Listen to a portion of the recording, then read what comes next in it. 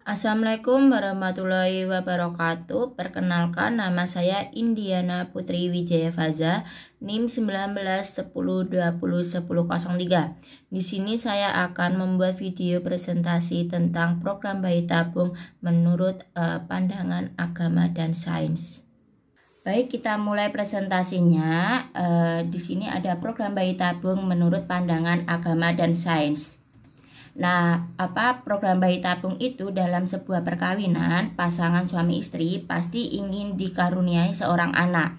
Dengan itu berbagai cara mereka mengusahakan agar bisa mendapatkan keturunan. Nah, hal ini dilakukan oleh pasangan yang memiliki masalah dalam kesuburan, yaitu infertilisasi. Nah, salah satu cara yang mungkin dilakukan yaitu program bayi tabung. Nah, akan tetapi dengan adanya teknik kecanggihan di bidang teknologi kedokteran dan teknologi biologi, ini pada dasarnya akan berpengaruh terhadap etika-etika kehidupan masyarakat di bidang keagamaan, seperti terhadap agama Islam. Oleh karena itu, dalam beraktivitas kegiatan masyarakat umumnya juga mempertimbangkan akidah Islam. Bayi tabung pada hakikatnya tidak tertentangan dengan sunatullah. Nah, malah justru membuktikan kebenaran sunatullah bahwa terciptanya manusia itu dari sperma yang bercampur dengan sel telur wanita, dengan sperma berasal dari suami istri yang sah dengan cara teknologi dari kedokteran yang sah. Nah, untuk selanjutnya di sini ada integrasi agama dan sains. Nah, bayi tabung merupakan terjemah dari artificial. Nah, artificial insemination. Artificial artinya buatan atau tiruan. Nah, sedangkan insemination berasal dari bahasa Latin inseminatus yang artinya pemasukan atau penyimpanan bayi tabung, atau dalam bahasa kedokteran disebut in vitro fertilization IVF. Nah, yaitu adalah suatu upaya memperoleh kehamilan dengan jalan mempertemukan sel sperma dan sel telur.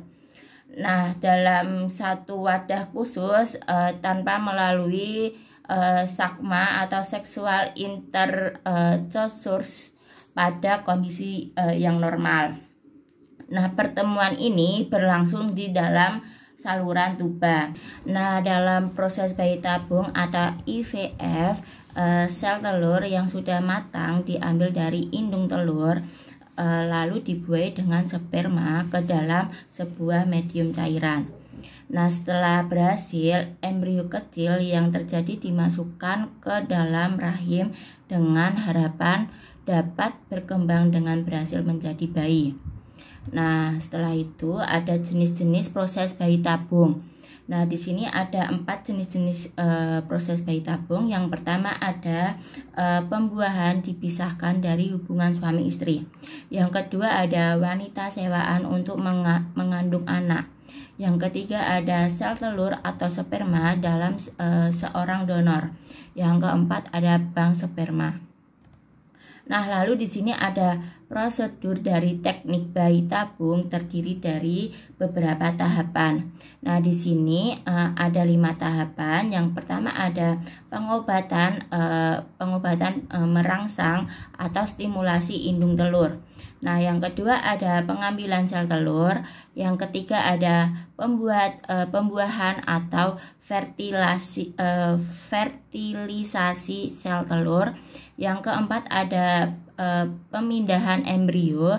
Yang kelima ada pengamatan terjadinya kehamilan. Nah, untuk selanjutnya ada analisa program bayi tabung menurut integrasi Islam.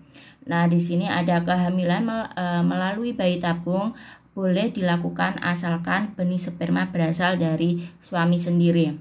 Apabila benih itu bukan dari benih sperma suami, maka pelaksanaan bayi tabung itu adalah haram hukumnya.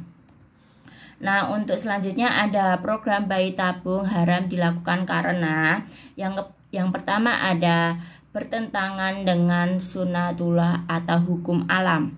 Nah, yang kedua ada inseminasi, pada hakikatnya sama dengan prostitusi atau zina karena terjadi percampuran sperma dengan ovum tanpa perkawinan yang sah.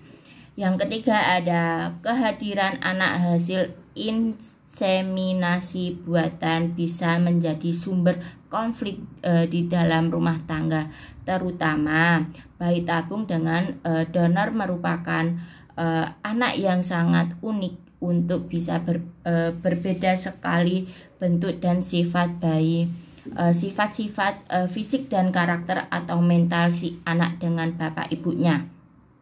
Yang keempat ada anak hasil inseminasi buatan atau bayi tabung yang bercampuran nasabnya terselubung dengan dan sangat dirahasiakan donornya adalah lebih jelek daripada anak adopsi yang pada umumnya diketahui asal dan nasabnya.